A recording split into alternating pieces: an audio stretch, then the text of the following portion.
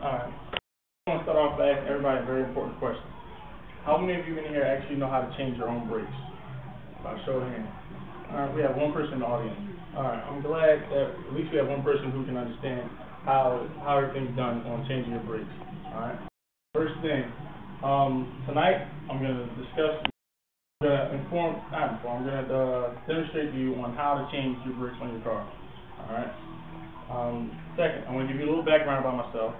I've been working on cars for about 5 years. I've worked at Pep Boys for 2 years in the parts department. Next, we have here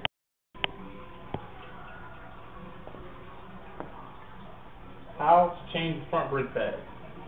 Alright. Now, while I do this, what I'm going to show you is how to remove your front brake pad and how to install front brake pad. Alright. First, we have the removal of front brake pads. Alright. First thing you would do is you would have to take off the wheel. First thing you would do, second thing you would do after you take the wheel off, if you look behind the brake pad, there are two caliper bolts.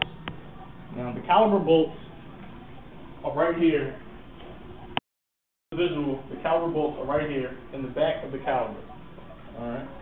You remove the two caliper bolts first. After you remove the two caliper bolts, the next thing you would do is you would take off the caliper.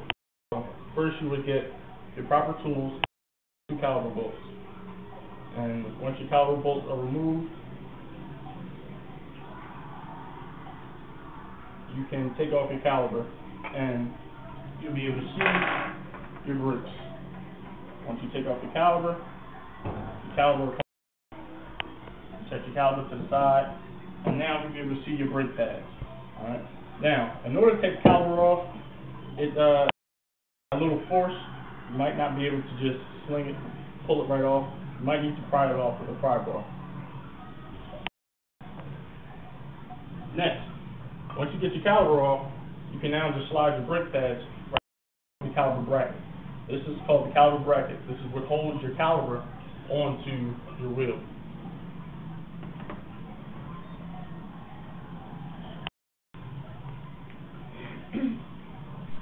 Now, with that being said, after taking your brakes off, you've now completed the first step, removing your brake pads.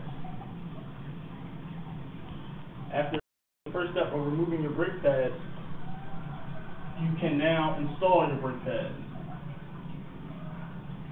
First thing you would do, before putting the brake pads back on, take the old brake pads and we call this compressing the piston. The caliper has a piston, and you would have to compress the piston. In order to do this, you need which is called a C-clamp. You need to take the C-clamp and the old brake, put the old brake pad up against the piston, and then take the C-clamp and put it around the brake pad.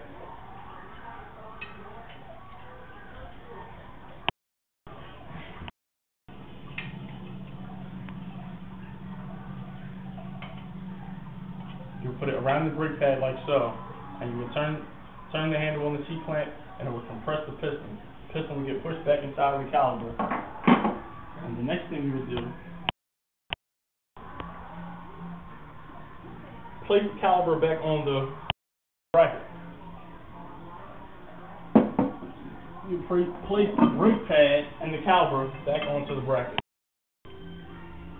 Once you place it back onto the bracket, and the fashion took it off, you're going to now take your caliper, and now you're going to take your caliper and put your caliper on your caliper bracket. This may not require as much force as it takes to take the caliper off. Once you put your caliper back on the caliper bracket, you now take your caliper bolts and you will now tighten the caliper bolts to the proper torque. Once you tighten your caliper bolts, the brake pad, your brake is now finished, and change the brakes on. All right. In conclusion, I have to say, all right, the reason for you listening today is because you can save a lot by doing your own brake jobs. If you do your own brake jobs, that cuts out a lot of time of taking your car to the shop, and it cuts out a lot of money that you have to spend on labor on getting someone else to do your own brakes. All right. The average brake job costs everywhere from $100 to $250. So it cuts out a lot of spending, unnecessary spending when you can do the job yourself. It's about 5 easy steps. It doesn't take long. All you need is the right tools, and you can get it all done yourself. With that being said, does anyone have any questions?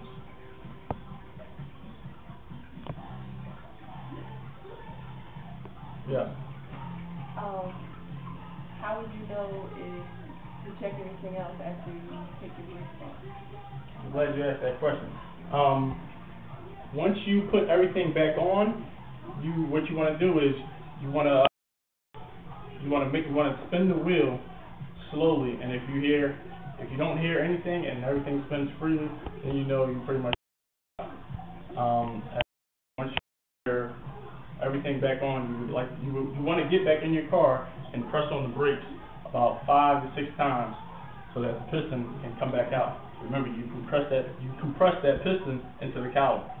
So once you press on the brake, then you push the piston back out, and then you're set to go. Does anyone have any other questions? Yes. How often do you have to change your brakes? You should change your brakes. It varies. You change your brakes vary depending on the driver of the car. Some people are a little more heavier on the brake pedal than others, so they have to change their brakes more frequently. Does where I drive have anything to do with it? Like if I live in the city, does that have anything to do with it, or if I live in the country? Yes, that has a big part. That plays a very major part. A lot of city drivers are called brake riders, what people call in the automotive industry brake riders. What they like to do is at every stoplight, well, not at every stoplight, but there's a lot of stop signs in the city. So you have to constantly step on your brake, go, step on your brake, and go. Those are called brake riders in the automotive industry. Any other questions? All right, thank you for all listening to the presentation and the demonstration on how to change your brake pads. I appreciate you all for coming out. Thank you.